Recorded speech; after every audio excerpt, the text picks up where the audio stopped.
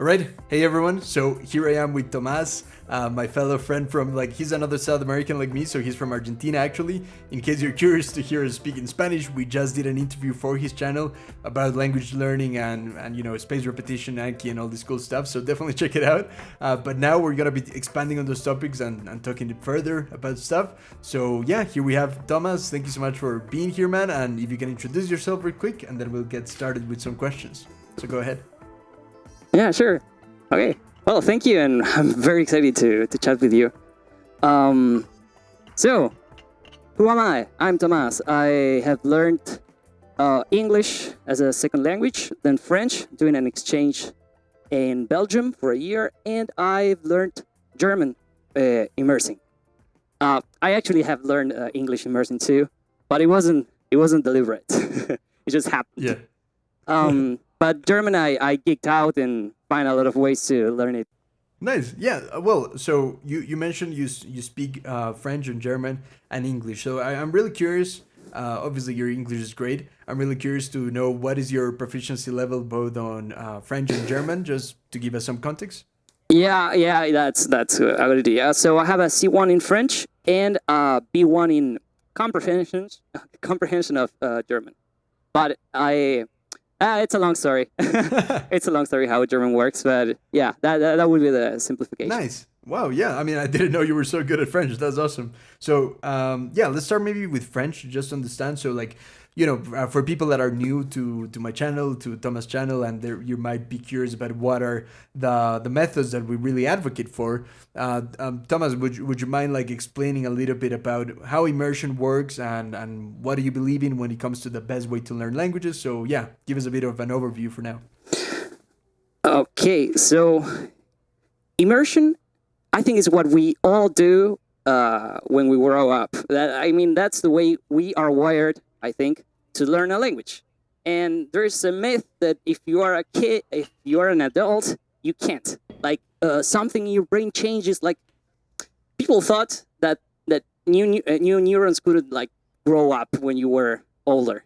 And that's not true. The same thing that we can acquire new skills when we are, 40. And there's a new wave of people learning languages, at least sharing how they do it, that are finding a lot of success doing this and having a lot of fun. And that's the most important thing. Having a lot of fun and finding a way to speak naturally a language that they want to learn. Right. Yeah. I mean, that's exactly it, right? And I think a lot of this debate that we find ourselves, you and I, on the team of immersion, and I think the real debate that's going under the underlying concept of this is what you said exactly, which is that for some reason when we grow up we lose this ability to learn like children, right? Now, I'm really curious, what are your thoughts on do you think there's any fundamental differences between learning a language as a kid versus an adult? Do you I think we both agree that we still have the same brain, we still have the same pattern recognition that kids do, but I wonder if you have any differences in your mind that make us different from kids. Okay, so the first one is when you're a kid, you had a lot of time, Yeah. a lot of time, and two very patient people that talk to you and talk to you. And so I think that when we were young, we spent 5 years learning a language. 5 years. I don't think that all the time, but a lot of the time, and most of it. And if we did that as an adult, I think that we would get that proficient. If you speak with a 5-year-old, come on, 5 years learning the language, 5 years, and they still are learning. So I think there are people that as adults have learned near native level in 5 years. Obviously, spending a lot of time, but that happens, and that happens when people immerse. Not when people speak alone in their houses all day long, and even when people go to another place, because there are a lot of people that went and live in, the U.S., and they haven't learned the language because they didn't have the environment to learn it. So Right. that's my take. At least one part. Yeah, for sure. So this is really, really interesting because like you say, like some people might go, because you hear all the time like the best way to learn a language you hear is immersion, but I think there needs to be a bit of a distinction, because some people think that that only means you have to go live in the country. Like for us, we want to learn English and we have to go to the US or England or Australia. We have to be there and live there, and that is the only way. And even if it's not the only way, even if one doesn't believe that's the only way, most people do believe that that's the best way. And I would disagree. I think immersion, in the sense of like, I don't know like what the right term would be, but let's call it virtual immersion or digital immersion. I think that that's better, like it trumps it, because first you don't have the pressure of feeling embarrassed all the time of having being forced to speak, because when you do this digital immersion, all you're doing is listening. So it's a lot of input, and that way there really isn't much pressure on you, apart from just being able to understand things. So the more you understand, the better you get over time. And in this way, when you have a high level of comprehension of the language, eventually speaking becomes a bit of a consequence, something a bit more natural. So I think it's actually detrimental sometimes for people to go to another country to believing that that's the best way, and then they're disappointed because they sound dumb all the time, they don't feel comfortable, they don't understand anything. And one of the biggest things that I've seen, both family members that I know and people I know, is that, let's say, Spanish speakers like us, they go live in a place like England or the US, and they just find their bubbles of, like, other Ecuadorians, other South Americans, and they just hang out with them. They don't expose themselves to the English speakers in that case. And it's even worse. Like, now they're in an environment that is really not helping them at all learn the language, right? So yeah, like basically that's the whole concept, right? Like, people really believe that you have to go to a place, but like, I'm really curious, like, in your experience, if we were talking about this more digital immersion at home using the power of the internet, what are your, like, suggestions, recommendations actually for someone that is just getting started in a language? Because I think it's a lot easier to immerse once you have a bit of proficiency. But when you're a complete beginner, what would you recommend would be the best way for someone to start immersing? Okay, what I would recommend, like strongly recommend, would be to learn the most common words of the language, because you're gonna if you learn like the 500 or 1000 most common words, they're gonna show up a lot, and you're gonna see constantly words that you know, and that's so motivating, and it's gonna help you a lot, like level up your comprehension level. So if before immersing you use a preferably a flashcard app with a good repetition system, um, you're gonna get like pretty good, pretty easy, and then when you immerse, you got things like you have like I don't know, like pieces of a puzzle to have fun with, and I think that's important. If you, I went, I started learning German knowing nothing, and it was hard. It was fun. It was very fun. I was using like second subtitles, so I was checking like, okay, so this word means that, and sometimes I just read the English translation, and so if there was a like very hard phrase, I just read the second subtitles, and it was fun, but it was hella hard, like very hard and taxing, and I think I would have like saved me from that. It's not suffering because it was fun, but I was very motivated. I really wanted to show, like, prove that this method worked. Um, so yeah, like for someone that's not like as crazy as me, I would recommend to learn in another software. I don't know, Duolingo, or I would use Anki because you can find good decks and have a good repetition system that you can use and learn faster. Um, so yeah, that's the way I would go. Nice. Yeah, I mean, I agree. And like you said, like, I really believe in this idea of the high frequency list. And like, in my experience, like, I didn't use that for Italian. I felt like well, I mean, kind of like I've been trying to do a lot more immersion in Italian without much support of frequency lists and that kind of stuff. Mostly because Italian is quite similar to Spanish, so I don't feel acquiring vocabulary has been that big of a challenge. But in my experience learning Greek, it's a whole different story. Like you say, like I did try to immerse. I was telling you in the interview that we made on your channel how I started watching films such as Hercules, and with that one, I really didn't understand much. but because I've seen it before several times and because of all the visuals, I did manage to acquire a couple words and here and there, like I could understand some meaning, but I would have benefited a lot more. Even now that I'm immersing still in Greek, a little bit less because I'm really focused right now on, like you say, like acquiring the core vocabulary.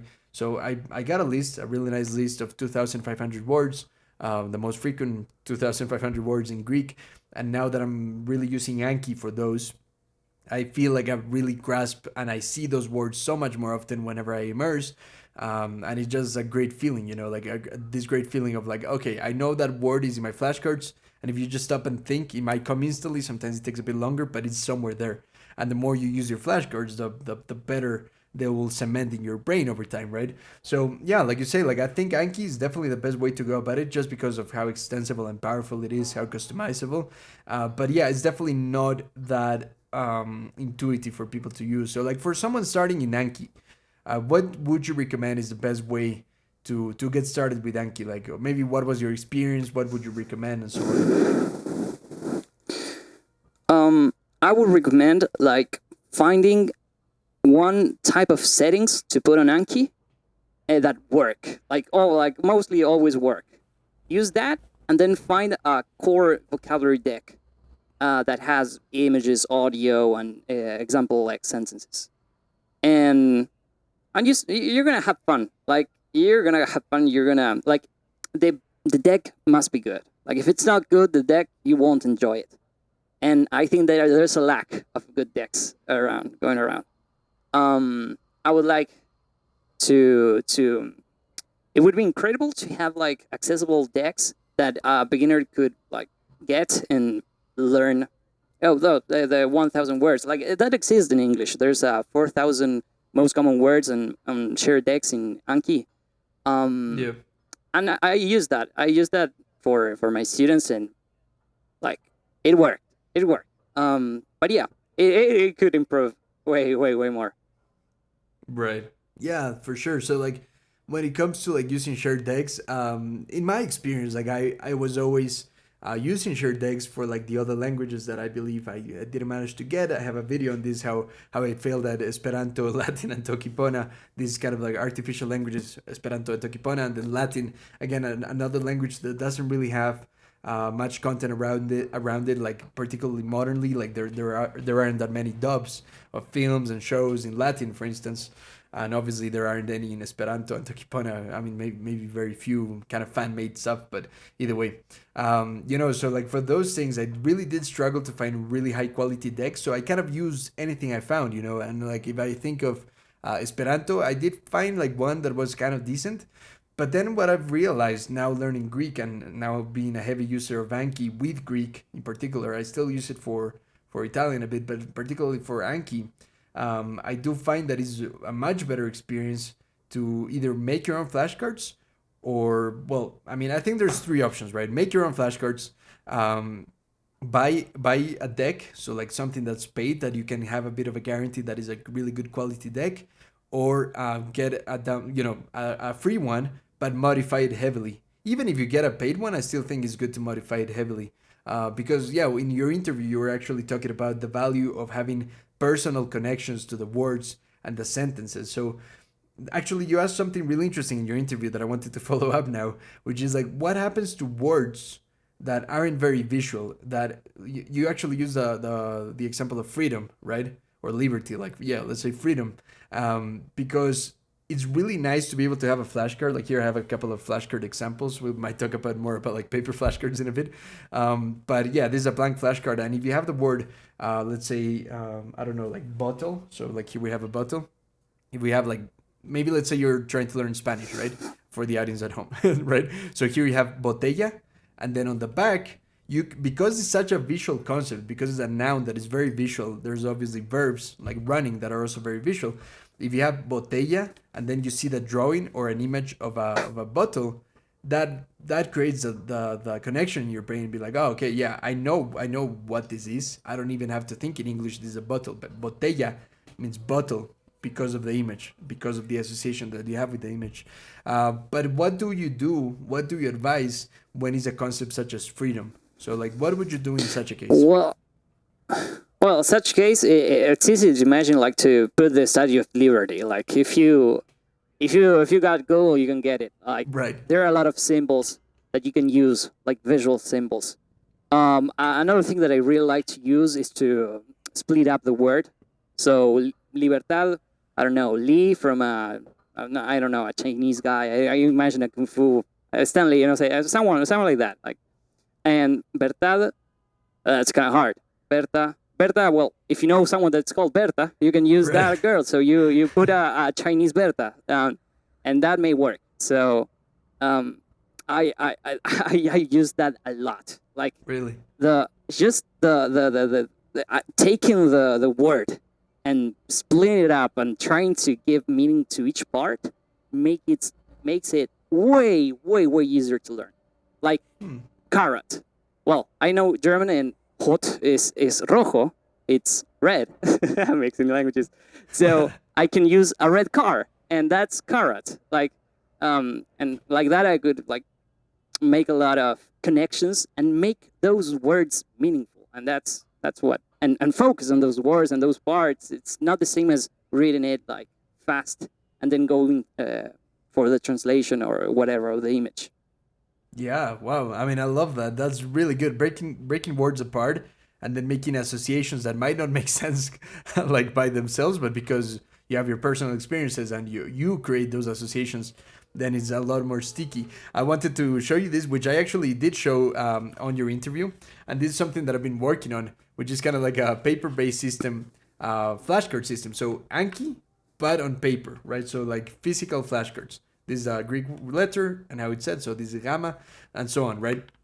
And then what I wanted to kind of like ask you regarding, space repetition is, first I'll give a bit of context, right? So in here I have different levels, and these are like levels 1, 2, 3, 4, 5, 6, 7. And this, for anyone curious, and this is something that I really want to try to teach a bit more.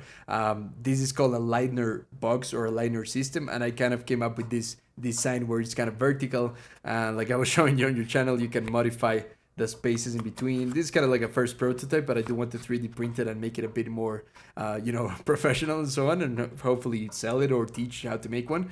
But yeah, like the whole idea is that whenever you have a card that you like, let me see if I can find a good example. Hopefully I don't mess this up too much. Okay, so yeah, here's a good one. So from level 2, I have this card in Italian.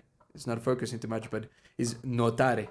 Yeah, notare, which means to swim, right? So here I have just a drawing of a guy swimming, right? So now when I stumble upon this flashcard based on the schedule that I have, which right now I just have on post-it notes, it's just kind of like which day should you review which levels.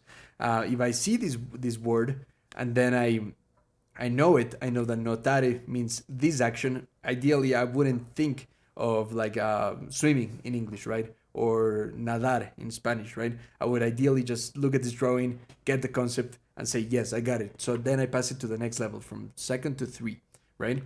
So 2nd to 3rd.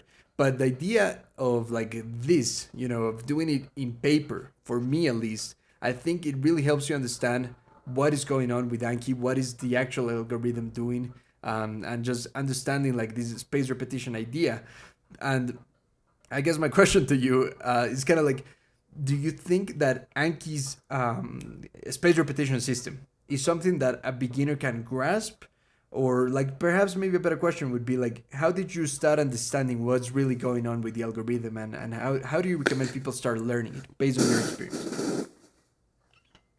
Okay, so I watched a lot of YouTube videos. Like, there's like well, it started with Ali Abdallah and the videos about how to study effectively. Like, Yeah. active recall, and they say no. There are a lot of studies that says that this is very effective, like way more effective than highlighting and that, and you're like, whoa, that's incredible. I want to do this.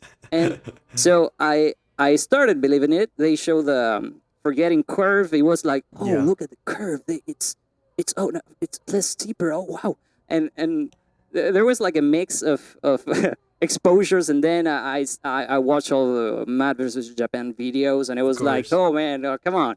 So for me, my trust in the system was to learn a lot. Like watch a lot of YouTube videos of people saying, "Well, man, this works, and this is why, and this is why, and this is why, and this is why, and this is why," and it just like got inside my head. Right. Yeah. But yeah, there are a lot of alternate ways. You can like, I imagine like using something like physical and doing it and seeing the, like, I think the best way is to do it and see the find something fun to do that you're interested in learning. Like, I don't know, countries or some the. I learned I learned the kanjis in Japanese. I learned like I think 300 and something. Okay. And they're like very very good decks with stories, and it's so much fun. Like I was like, it was like theater, like learning the kanjis, so much fun. And I think like getting a good deck and seeing how it works and see that it works. I think that's like the best way to trust in the system. And then you extrapolate Right. to another things, but I like this approach to looking for a way that works, that it's pretty certain that it's gonna work. Right. Yeah. I mean, that's incredible. There's the idea that I really, really enjoyed, and we mentioned this in your interview in Spanish, but like, like I'm a huge fan of Jordan Peterson. Are you aware with Jordan Peterson, perhaps? Yeah, yeah. Yeah. Well, Not a lot, but yeah. okay. Yeah, fair enough. So yeah, I mean, he's been a huge inspiration for like my life philosophy and so on, and we might talk a bit about philosophy in general, but like the idea that he says in his book 12 Rules for Life, there's something really really interesting to me that I think heavily applies to language learning, and that's the idea that you got to identify something that you could do, that you would be willing to do, and then do that, because there's so many things, so much advice in general. There's a lot of the advice, and we might discuss a bit about like speaking from day one. Tons of YouTubers recommend it. We personally don't believe in that too much. But the question is that something you would be willing to do? And if you are and it excites you, then that's what you have to do. Like maybe for us it's not the best path forward. Like I still believe it's possible to learn that way. We personally don't believe it's the best way to acquire fluency long term, but like it's still like I think it's very important to understand and identify what is something that you would be willing to do, and ideally that you would enjoy, and then just go forward with that, because like yeah, Anki isn't for everyone, but if it excites you, I think it's the right thing for you, right? Yeah, and I think the versatility of Anki makes that possible. Right. Like there are a lot of kind of decks that you could get, and that's great. Obviously, it's not all. There are not all the decks that you would like to have, but there are a lot. There are a lot. There are options. Yeah. And I love Yeah. the thing you said about look for something that you would do and do it. And that's the thing, like to see what works and keep on doing research to find alternate ways to do it. And Right. you start with something, and then you find another thing. It's like, oh, well, this looks cool. This looks cool. I go, oh, this looks cool too. And Right. the system begins to build.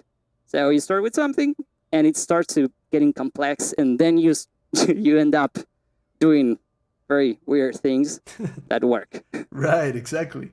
So, like there is obviously tons of methods to learning and for learning. And I can't remember the right name that some people actually use for this. It might be laddering. I'm not sure. Either way, it's this idea that, let's say, for me, learning Greek, and I already know a bit of Italian, like intermediate.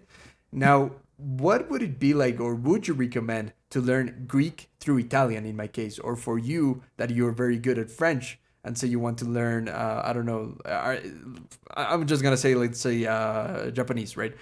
Would it be a good idea for you to learn Japanese through your French? And if so, like, do you think this is a better use of translation, or what do you think?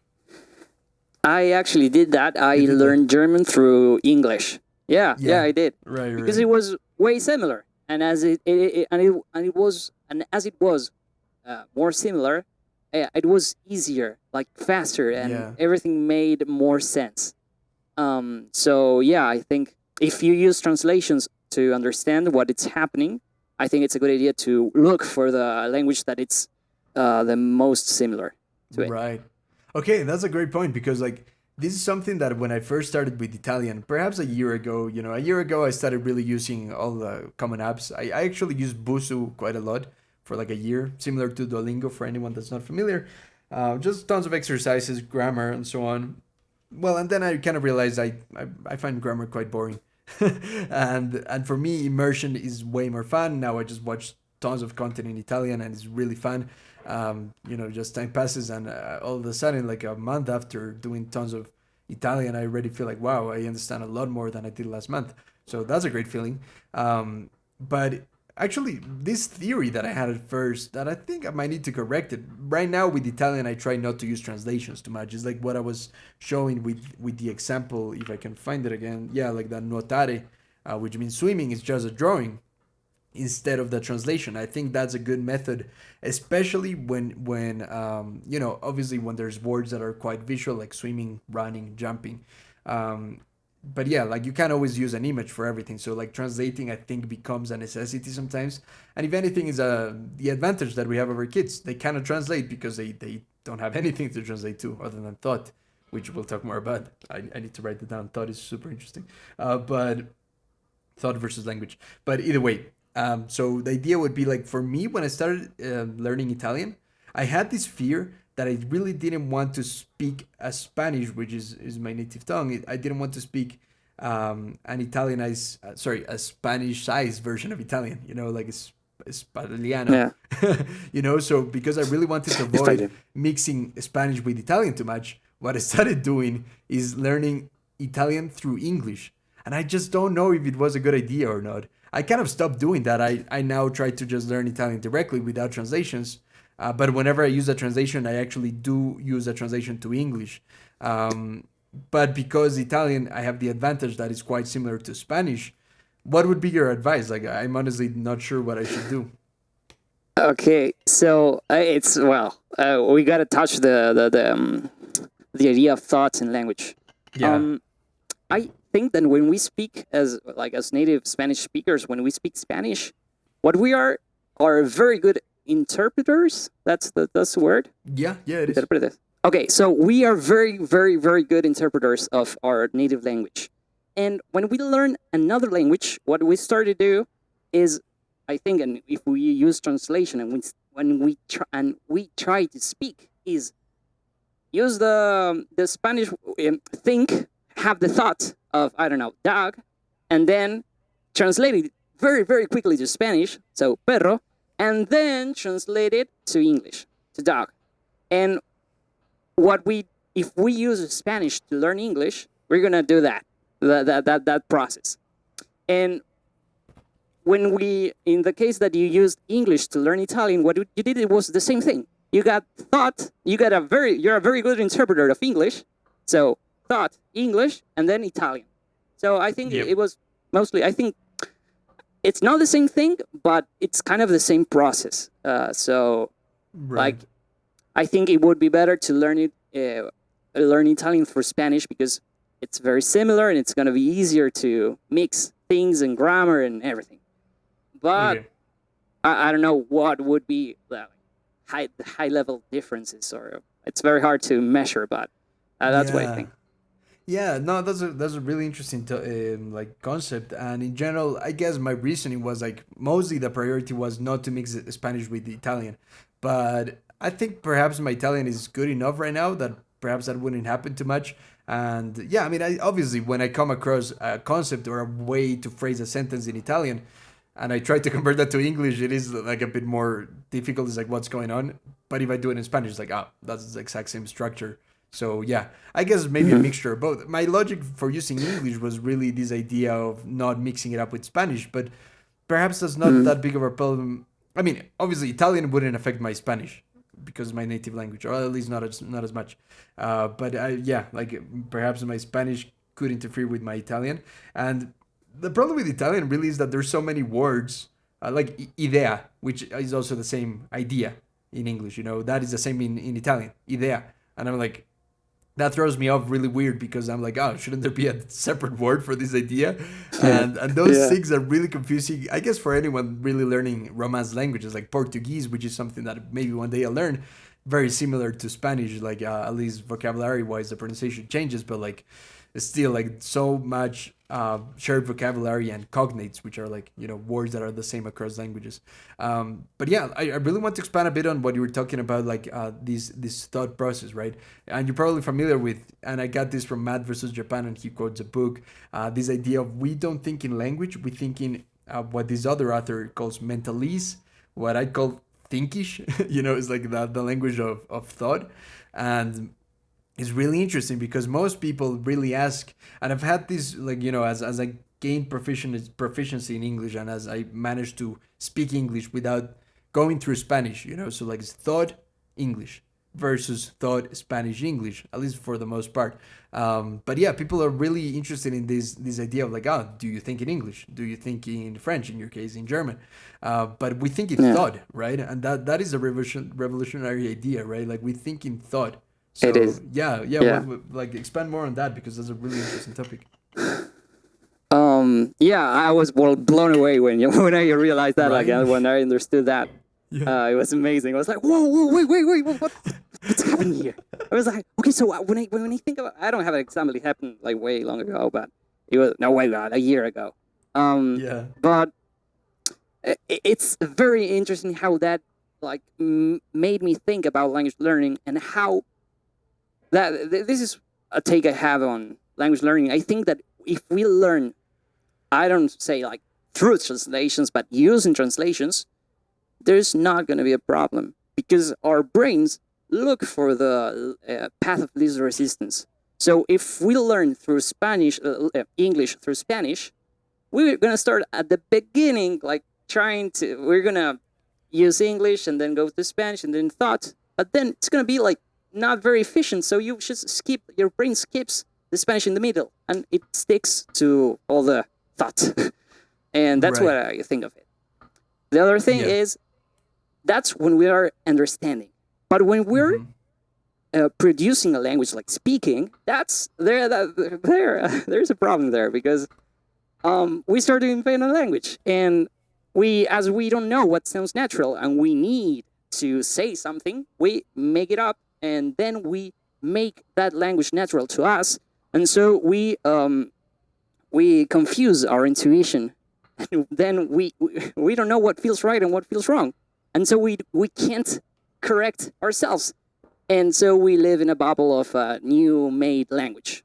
Right. But that doesn't happen when we consume content and translate, because you are not inventing anything. Maybe one of the problems that you may have is that, okay, I translated this and there's a subtle difference in meaning, and so at the beginning you'd have like a corrupted version of Yeah. the word in English. Like if I learn like engulfing, and then I translate it in, I think it means like comer, pero like devorar, like Okay. eat, very like rah. I think that's Yeah. the word. But if I translate it in as comer or as eat, I would have an not very precise translation. But with immersion, then you have a lot of context, and you fix the definition. And so you start Okay. with a weird translation that's like, okay, this is eat, but something different. And with a lot of exposure and context, then you say, okay, that's the definition. And that's what happens when we learn new words in Spanish too. That's how it works. It's Right. it's so interesting. Right. Damn, man. Yeah, that's so good. I mean, I love that you sparked tons of thoughts, but like, yeah, like we think in language, right? And I guess when people say like, "Oh, what language do you think in?" People sometimes ask you that, especially if you have a high level in other languages, or if you're born bilingual, perhaps like maybe your parents spoke one of them spoke French, the other one German. Then people might be curious, like, "Oh, what language do you think in?" Like when you are just having your inner dialogue. And well, something that I think is a consequence of understanding that we think in thought, and it's obvious that we think in thought once you think of it, because the thing is that that's the reason why sometimes emotions, feelings, sensations, or ideas come to mind and you can't express them in words. Is because there's something beyond words, right? So then the question that I would have for you regarding this would be, and well, yeah, sorry, to finish that idea, is that whenever someone asks you what language do you think in, is not that you think in one particular language, but is rather the language that you choose to have in your dialogue. Like it's a choice, really. So like if like I know that when I'm in the shower and having ideas and stuff like that, I have that inner dialogue in English because it's a choice. But it's not really because my inner dialogue is by default in English or I transformed it into English. It's a choice. And it's a good exercise to try to think not in language, but in thought. It's really weird. Like you can have like an instant and you can think of yesterday, yesterday and everything that you did and all the sensations about the food you ate, the places you went. That can happen in one instant and you don't need to put it into words, right? So either way, to go from there. Wait a minute. I was thinking, it's, sorry, but is it possible to force yourself to think in thought? I've tried, and I think like some people are really big on meditation. I know you are as well. I've been meditating for a few years as well, and I think this exercise is really really powerful. And I think you can. I mean, it's hard to explain. Obviously, you cannot explain it in words, but I think it's definitely possible. And if you just try to think of ideas, objects, even as a way of like think of a bicycle without saying the word bicycle, it's possible. Or like there's definitely things, emotions, feelings that are complex. Let's say, the film Inside Out does a great job at explaining emotions if you've seen it, Intensamente. That one's super good. The Pixar film. I know, I haven't seen it. Okay. I won't spoil it, but like the idea. I know what you mean. Yeah. Okay. So like the kind of thoughts are captured in these like spheres of emotion, and there's a moment where this sphere of emotions, at first they are just joy or just sadness, but at a point in the film they become a mixture of both, and it's like happy sad, and that's how they describe that, right? And we all know what it means to be happy sad. Maybe like you have a loved one, maybe like someone you love, right? And they just go to another country to fulfill their dreams. You're happy for them, but you're sad they leave. So that's a happy sad feeling. And the best way we have to describe it is happy sad. You're mixing two words, but if you think of that emotion, you don't even need to use language, right? You can just feel it in mentalese, in thinkish, in just pure thought. And it's weird to do, but I think it's totally possible. It's very interesting. I was thinking that maybe the thing that we can do is like prompt the brain to think about things. Like I can choose to visualize a situation, and that's gonna make me think about things or feel things. And but I don't know, like I imagine it that way. Like it's prompting, and okay, think about this, and then you let it think. Yeah. I think that's my take on right now, but I don't know. I haven't thought about this. Yeah, no, it's definitely really weird, this whole idea that we think in thought. And once, I think it only takes one time to hear someone say that, and then your mind just transforms into something else. Yeah. And you think of language as a whole other thing. It's not thought. It's just a means through which we communicate with other people, right? So like a spoken language. But yeah, I wanted to ask you, like, do you think, based on all of this that we've been talking about, do you think that languages can change the way we think? So like you speak German, you speak French. Has your French affected the way that you perceive the world, the way you think? Yeah, like it's inevitable, but I don't think it's that romantic as people think. Because we all think in thought. So like you don't change your brain. Like you change your brain actually, but you don't change the mechanism with which you think, because you think in thought. You don't think in languages. Although you can use languages, and languages are going to steer like away, steer to the left and right. Your process of thinking, of using this like deliberate thinking or speaking aloud or inside your head. So yeah, I think it's a romantic notion. It happens obviously because I don't know. You have like Schadenfreude in German. That means like you are happy because the damage that someone suffered. And having that word makes you think about things. And but you can have that word in Spanish too, or in English. So, like maybe the ways that you can like arrange words, like in German, you can put everything, whatever you want. You can say the card, she. I don't know. Like you can mix things up. It's very fun. But. It's like if you had different instruments. Like if you have a guitar, you're gonna like be limited to do some things, but you can do music. You can play like mostly all the notes you have. But then you go to the piano, and you can do music too. But yeah, you have other like another timbre and another notes, and but it's mostly like a change of instrument. But we Right. all make music. Yeah, I like that. And I guess the follow-up question that everyone's curious is like, does your personality change when you speak another language? It's kind of a similar thing, but people Yeah, really ask this a lot, yeah. and I don't really know what the answer is.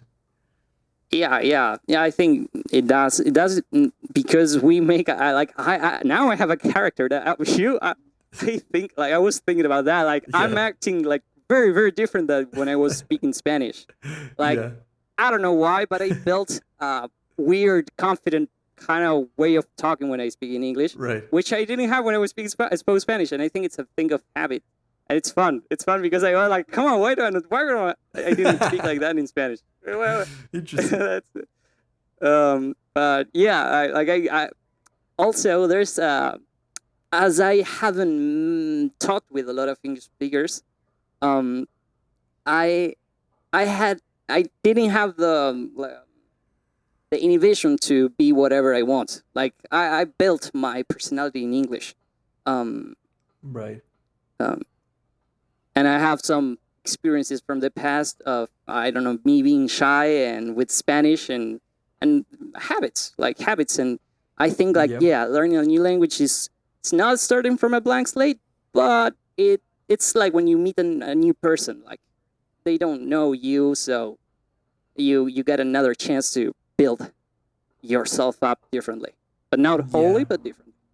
Yeah, that makes sense. I guess really is because in a different language you have different experiences, and then your brain or your self-consciously decide to associate those experiences with that language, right? Like, like for me, like when we did your interview, it was a really interesting experience because I've been making content on YouTube for I think a decade, yeah, for like around 10 years, only in English. It was. I mean, I've definitely I've done a couple of videos on like a secondary channel for fun in Spanish, but I never had a full on interview with anyone in Spanish, and that was a really interesting experience for me because obviously I can speak Spanish, it's my mother tongue, but there's so many concepts that I know in English that I never really formulated in Spanish because no one I know that speaks Spanish is interested in the topics that I'm talking about.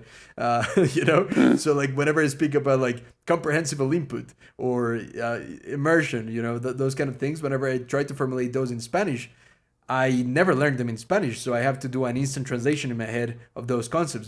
Space repetition software. Like we were trying to figure it out. You said repetición espaciada, and I think that makes sense, but like there's so many concepts that I learned only in English, and that kind of forms part of my English personality, perhaps, and my Spanish version has to stop and think a second in order to incorporate that. And yeah, well, also like I think I've learned most of the things that I've decided to learn as like as a student. What is saying like self-taught? Yeah. So like the things that I've learned self-taught have been mostly in English. So I kind of like learning more in English than in Spanish, I guess, because all of the things or most of the things that I've learned in Spanish have been taught through school, things that I didn't necessarily decide to learn. So I find learning in Spanish perhaps more boring than in English for that reason. Like there's weird associations that your mind makes, right? Yeah. Wow. Oh yeah, Yeah. it makes sense. Yeah. Oh. Ah. The mind. So weird. Yeah, I have the same problem. Like I Right. do have someone with a person with whom I speak the most is in Spanish. So I have a kind of conflict. Yeah. I don't speak a lot of English, but I read a lot, and I listen to a lot. Like the last 5 years, I did like five, four, or yeah, 4.5 years. I listen or learn everything in English mostly. So Yeah. yeah. Yeah. No, I'm really curious, Ah, like your experience. Sorry, were you going to say something? Go ahead. no. Come on. Ah, yeah, go. So yeah, like your experience with English, like if you had to like calculate approximately like how many hours of English you've spoken, is this number really Impossible. high? But like, is it a very high number or How not? many hours I've spoken? Okay, so I can give like context. I Yeah, I spoke a bit when I learned at school, like in a private school, like it yeah, was like 2 hours a week or yeah, 2 or 3 hours a week from the age of 8 to the age of 15. So there I got like B1, And Okay. then I went, when I was 17, I went to Belgium. There were a lot Okay. of exchange students, so people that were doing the same thing as me that come from different countries to Belgium. And we met like twice a week, and we talked a lot. And so, with some people I spoke Spanish, and with some I spoke English. And Okay. I don't know, that year, I spoke mostly French for that year. Like it was like twice a Yeah. week and some hours. Um, and but I had some speaking practice, but I was horrible, and I didn't know how to practice pronunciation, and there's a lot of things. And then I came back to Argentina, and I didn't spoke to anyone. Like sometimes I met someone that spoke English, and we talked, but it wasn't a thing that it was like constant. And no, it Yeah. was something like on and off. And I didn't. I sometimes I like to do this, but I like to speak alone, like walking or whatever. Like I Yeah. think it's fun. I Of like course. the way It is. like to, and I think that that's how I built this personality while I speak English, because I did it all on my own. I didn't have like a pressure of someone else, and I didn't have to like work in those higher. I mean, like live those status games and everything. So um, yeah, Yeah, it's that's very interesting, and interesting. I love learning pronunciation. So like I Yeah. sing, and I think singing and learning languages is very like interconnected. How to play Right. with sound, and um and I love pronunciation. So I got some practice with that, and that helps. That helps a lot, and it's very fun. Yeah, I like that. Yeah, well, talking about pronunciation, that's pretty interesting because I was curious to hear your perspective on when is the best time to learn pronunciation because like we mentioned this book, you know, like the Fluent Forever book, and he's actually a singer as well, right? An opera singer, Gabriel Weiner, if I'm not wrong. He's an opera singer, and he was talking about how they teach them to pronounce languages pretty well, even if they don't speak the languages too well, so that they can sing in those languages. And he really advocates for learning pronunciation before anything. So like day one, you learn pronunciation. What is your perspective on that, or what would you advise? Well, for me, learning pronunciation is very fun. So I would do it in the beginning because it's fun. But for the most people, I would do it either ways. I would do like the Pareto, like the 20% of the effort to know that there are different sounds. Like maybe not to. Well, this is important. Like it's more important to learn to recognize different sounds than to learn how to pronounce them. Because I think that learn how to pronounce them, it's the easy part. The hard part is to learn to separate them. It sounds counterintuitive, but um, I don't know if I agree with what I said. What I just said. Um, what I think it's most important is to learn the patterns of the language and know that you have cat and you have cut, and know the difference, because that's important to understand what happens. And if you understand pronunciation, you're gonna understand more. So I think it's very important to learn it like deliberately, not necessarily through immersion, but looking for resources, so you can boost the amount of things that you understand. But as you don't speak that much, it doesn't really matter to know how to speak them well. If you recognize them well, then you're gonna be able to fix and course correct how you pronounce things. And so yeah, that's the thing. If you like, well, I am my best teacher, and like my intuition, the things that my brain knows about what is natural and what's not, is my best teacher. That it's always inside me. Like it tells me, "No, that sounds weird," and we fuck up Yeah. that intuition when we start to speak early. It's like, okay, yeah, that's. Um, I am very very interested in this, and then your intuition doesn't know what is happening, and everything sounds natural to you, but not Yeah. to the rest of the people. Right. And so you created a bad teacher. That's what I think it happened, and why it's important to first teach your teacher, and then teach yourself with your teacher. Wow, I like that. The concept of meta learning. So there's the actual learning of a language, and there's meta learning, which is how to best learn a language, and that is kind of like how to Mm, build a better intuition, how to build better systems to learn the language, right? So yeah, mm. well, I have an interesting phrase. I don't know if you're familiar with. He's a polyglot YouTuber, Luca Lampariello. He's an Italian Yeah, polyglot. Yeah, right. He's yeah, he's yeah. I know. awesome, and he has this phrase Yeah, that I really really like that I think you're gonna enjoy, which is like a language cannot be taught; it can only be learned, right? So like yeah, you cannot teach someone else a language. All you can do is make that person, or rather, that person needs to decide whether they want to learn a language or not. And this kind of links to the idea that a lot of people just say that it's cool, like learning a language in school is like terrible, like it's a terrible experience because a lot of people have had this experience. But I want to know whether you see value in traditional teaching of languages through school, like through going to a class and having your classmates and the teacher. Like, what is your opinion on that? um, like it helps. I did it that way. I think it was mostly a waste of time, but it like I spent like a lot of hours learning the basics of English in a very unpractical way.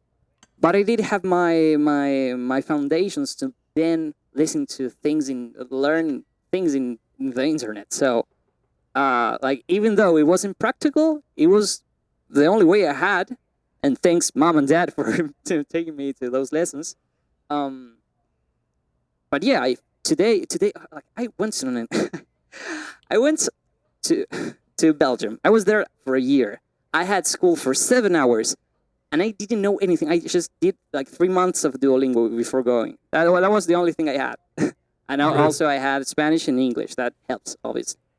Yeah. Um, but it's horrible. Like I spent a lot of hours not understanding nothing, and like I would have preferred to watch a series than a class, And I learned French. And it's great. I love it, but I wouldn't do it. I would never repeat that again to like for German. That's why I found looked for a way to do it better, and I loved it. I couldn't stop, and it was so much fun to do it.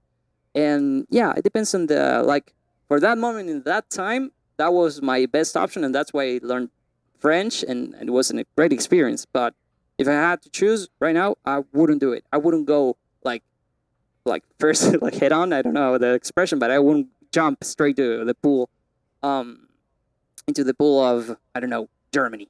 Like now, I could go, but not if it was my first month of or third month of learning. Yeah, yeah. I mean, totally. Like immersion, like this thing that we describe as digital immersion or virtual immersion, right? Like I think it's just so much better.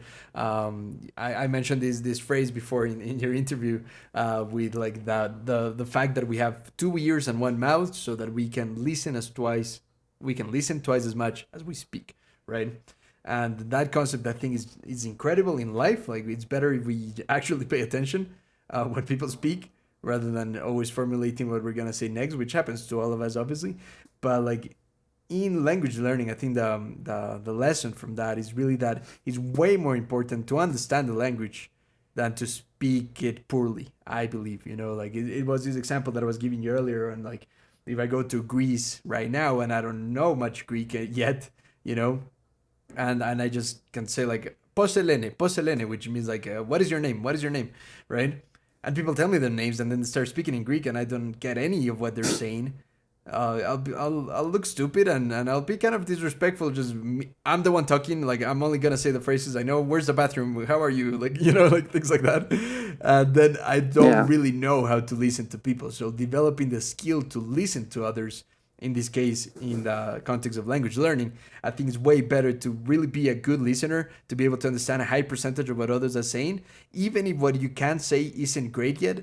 I think that's what immersion really advocates for. Like immersion, digital immersion that we're talking about, really advocates for training your ear, training your mind to understand a lot, and then speaking becomes a bit of a consequence of that. So yeah, well, I mean, you've talked in your channel about like things such as like language reactors, it's called. I forgot the yeah, name.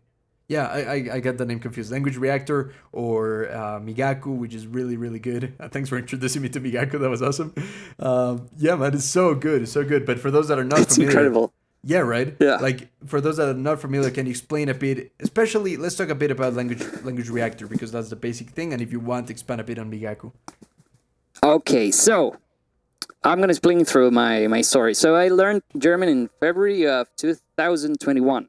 Oh, a long time ago. So I um I knew Language Reactor. I found it. It was like, okay, this is great. I watched all the Mad vs. Japan videos. I understand the theory. I was like, I'm into this. This works. So I started watching Dark. It's a great series. It's German, Oh, it's so and good, man. I I love used it so Language much. Reactor. So I, Yeah. it's crazy. This well, okay. So Yeah, yeah. I Carry- started watching it. I didn't know anything of German. I watched like an hour or two of YouTube videos about grammar, but I did it that I started with a Netflix with a series, and I watched some grammar because like in German they have three genders. Like come on, like if I didn't know that, that would have been hard to understand like very quickly that okay, the is feminine and das is okay. So that helped. Some grammar at the beginning, I think it's very useful, but not just to read grammar so you can spot all these things in through the immersion. And I started watching it. I used Language Reactor, which allows me to use double subtitles. So I had on top the German subtitles, and on the bottom I had the English subtitles. I used English instead of Spanish because it's similar, and I thought it was easier. And I also wanted to practice English, so there's another that's another thing why I chose that. And and the things, the way I watched, I consumed the content was to if the if the sentence was short, I would read it and then read the translation and try to pattern match a bit. So I started to pattern match between German and English with the short sentences. And I did that with the aid of Language Reactor that lets you have like Reactor tells you which are the most common words. So I started with the 300 most common words. They appeared in white. The rest appeared in purple. And so I knew which words were going to be showing up a lot. So I knew that if I learned those, I would feel the success of knowing a new word a lot, and I would have a lot of practice too. So I didn't use Anki much at the beginning. It was mostly like feeling like getting like punched in the face by German. Yeah. And I would have liked to use Anki. I didn't know how to use it properly, but now the way I know how to do things, I would use Anki.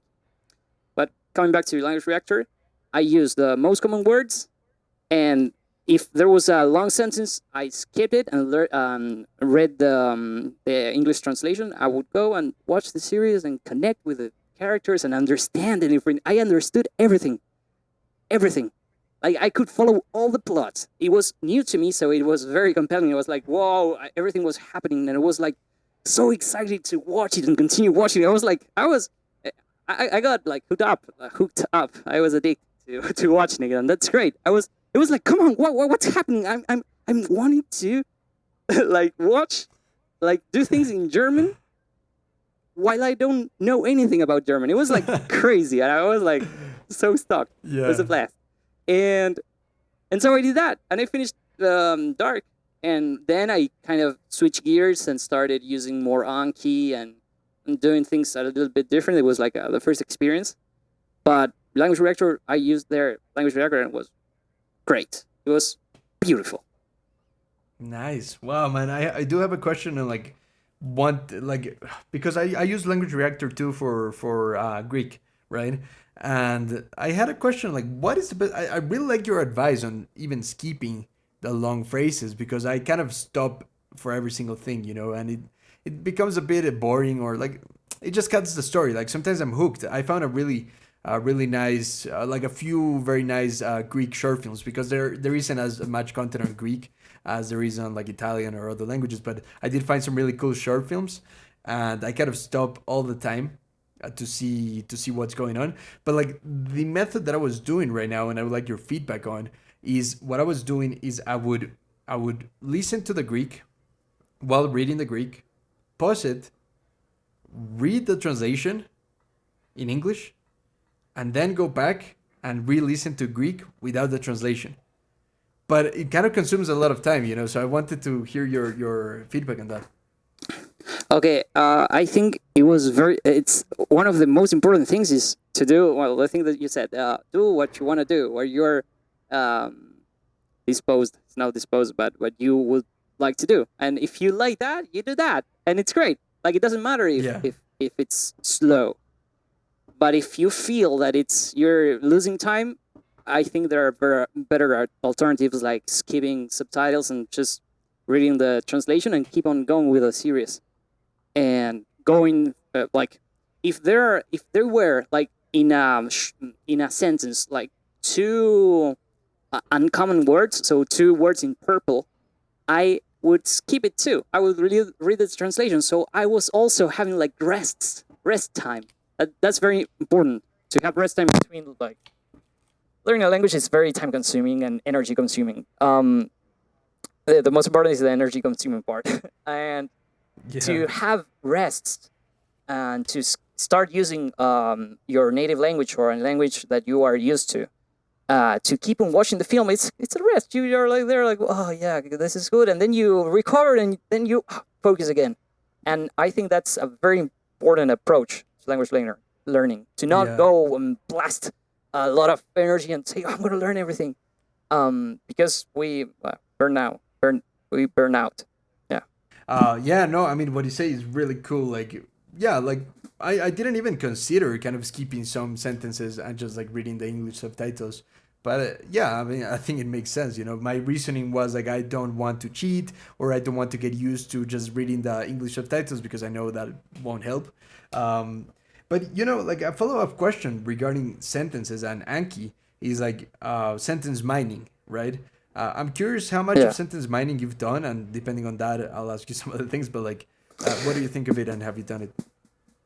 Okay, so I started doing it without any app in weird, complicated ways. Then I discovered Migaku, and I got addicted to it too. So I did as much sentence cards, well, Anki cards, as I could study then. Like, I would, like, if I knew I could study just like 10 new cards, I would just make 10. Or maybe 12, because sometimes there's one that then you figure out that it wasn't necessary or whatever. And that's how I figure how many cards I want to make. Right. So, are you familiar with the concept of the plus one, or like this idea of like in a sentence, like you should only not know one word and kind of study that word? Like, did you do that a lot? Yeah. That was the main approach to it. Like, I was looking for a plus one sentence always. Yeah. Like, sometimes there were a plus two, like a sentence that has two new things, maybe a grammar concept and a new word, and I would do it anyway because I knew that the sentence was comprehensible. And so but I think it's the most important thing to do is to choose sentences that are in our level and that are easy to learn. Difficult, like challenging, but easy. Yeah. Well, so like in Italian, I can do it, and I've done it.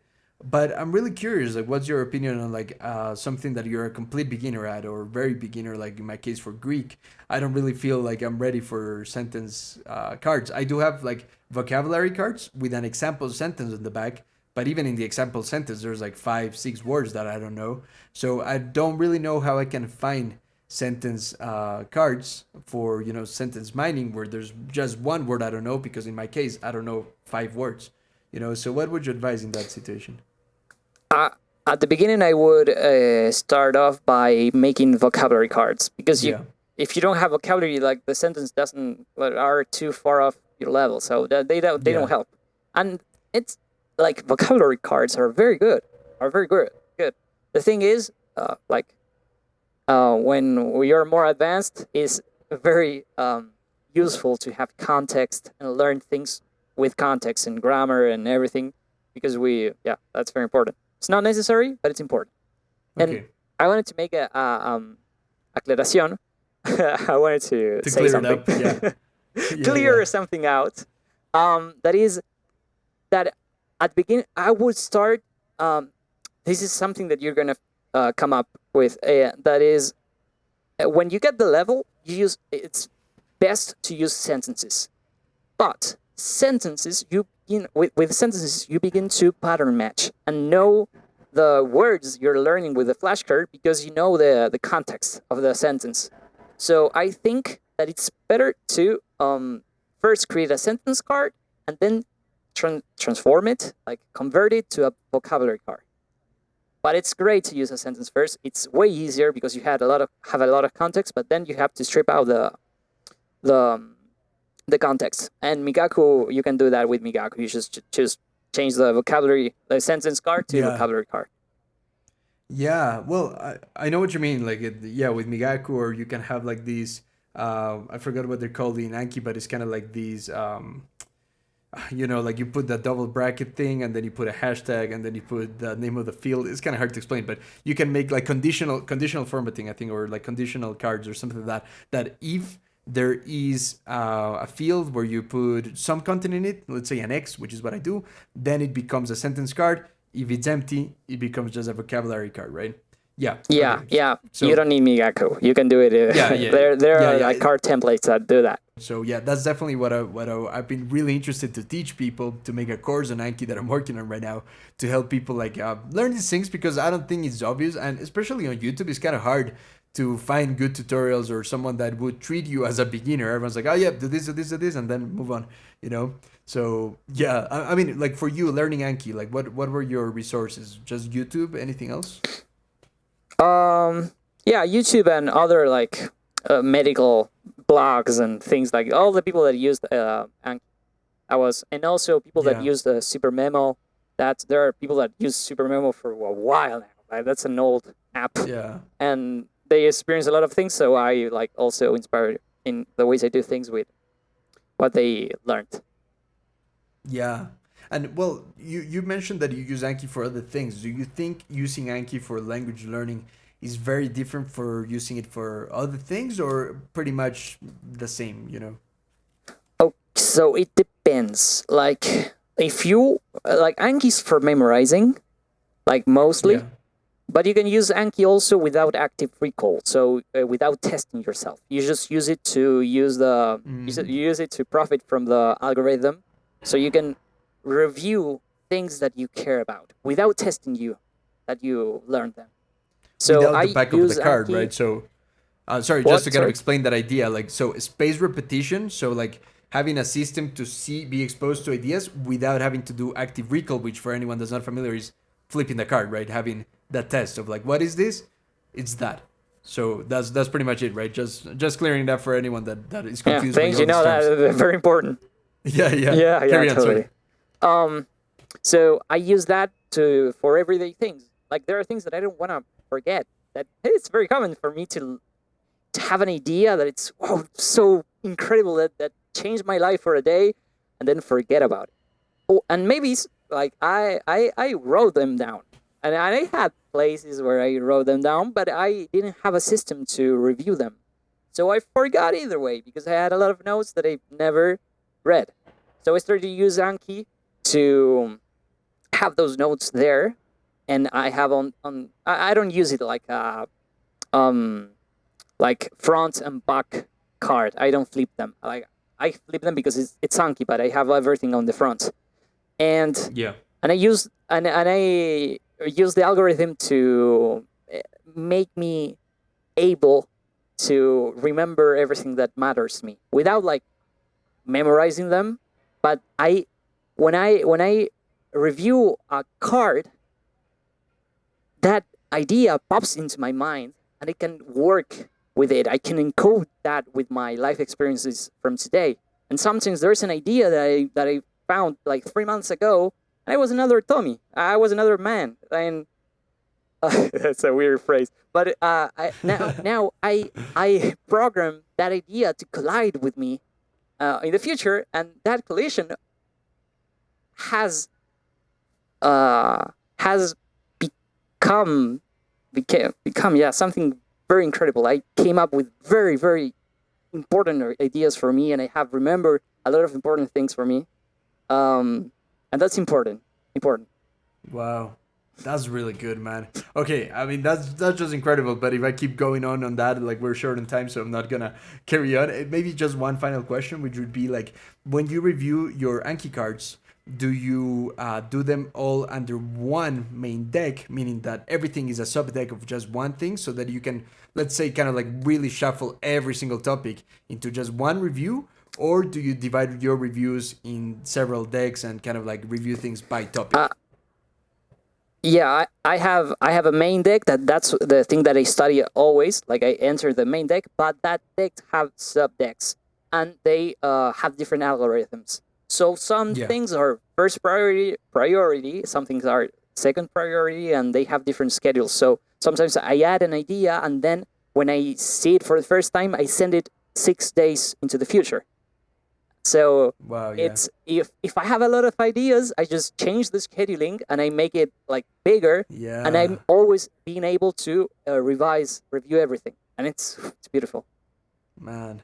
Oh man, that's so good. Yeah, I'm having so many thoughts. This is so good. We're gonna have to talk further about it. Just out of curiosity, do you know Settle Casting? Yeah. Yeah, yeah. For anyone not I familiar, do. because it's more of a productivity Yeah. thing. Yeah. No, no, carry on, carry on. I actually build my settle gas in that way. These are like the evergreen nodes. Like I Yeah. build it with space repetition. They are all on Anki for you? What? Yeah, all on Anki, and then I All. export them to Obsidian. Yeah, okay, perfect. Perfect. That makes sense. Yeah, for anyone not familiar with Zetocasting, it's pretty much an organization system for like having ideas and linking them. I was curious, like in Anki, do you link them a lot, or really your Zetocasting is not Yeah, about linking, but yeah. yeah, I linked everything. Yeah, inside of Anki or in Obsidian? inside of Anki. When I make the With card, because if I don't, I never link them. Yeah, and do you link them with the add-on, like the card linking add-on, or through another method? uh, I don't link between the Oh, cards. I don't. I add categories tags. Like that would kind of there are internal uh, links, but yeah. okay, okay, But I'm yeah, gonna that use makes sense. the card linking add-on Yeah, because I I'll love it, send you and that. I It's don't. really good. Wow, thanks, man, thanks. That's something that Yeah, I really struggled with. I went to Obsidian to find the other cards that I have. It was a mess. Thanks right. a lot. Thanks. Yeah, it's good because you can link through card ID numbers. So like you just link the card ID numbers with for anyone curious, the add-on is called card linking something. I'll leave it in the description for you and for anyone else curious. But yeah, that's really crazy because I really like I had a yeah, no, there's no time to show you, but like I had something like this in paper for a settle casting Yeah, that was all paper. You know, this is a different one, but you gave me tons of ideas of mixing both because I really like settle casting, but I really like what you're doing with using space repetition on top of a settle casting to link ideas to be exposed to yeah. previous knowledge. Is epic, man. Yeah. Okay. Awesome. It's Nice, man. incredible. Okay. I got this idea Yeah. from Andy Matushak. Andy Matushak. I know There's a Andy. blog that he has. He does that, and thanks, Space Andy. repetition Thanks a lot. on top of Yeah, settle casting cards. Genius. yeah. Zetocasting notes. Wow. It's genius. Okay. Awesome, man. Well, this was. I'm so glad we spent a bit longer at the end. This was awesome. Thank you so much, Thomas, for your time. I really appreciate it. I'll leave all the links in the description to your channel, everything you're working on. Anything you want to say to the audience before we wrap it up? Thank you. Thank you all. Like, it's great to. Oh, thank you. It's great to be here. Like, I'm very excited. I'm happy that YouTube exists and lets us connect with people that have the same interests. So, yeah, thanks, YouTube and the community. It's amazing. Absolutely, man. Yeah. Well, thank you, and I'll see you soon, hopefully. So yeah, thanks guys for listening. See you in the next one.